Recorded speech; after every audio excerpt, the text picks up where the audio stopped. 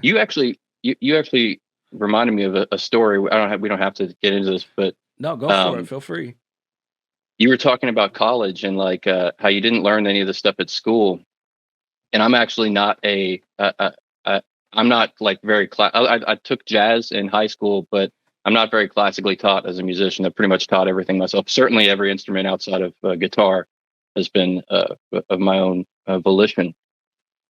But when I was in college, I was at U of L, right? This is weird. This is a weird thing that happened.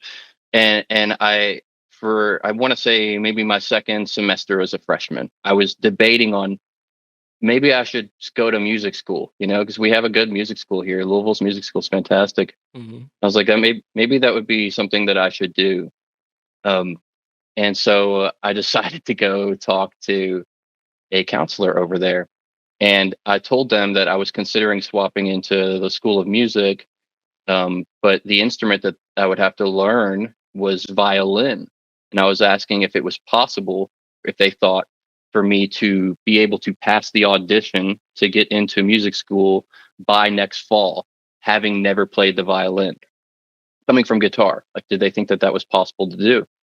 And the lady was immediately like accommodating. She was like, absolutely. Like, if you dedicate yourself to this and you've been a musician your whole life, there's no reason why you couldn't do that.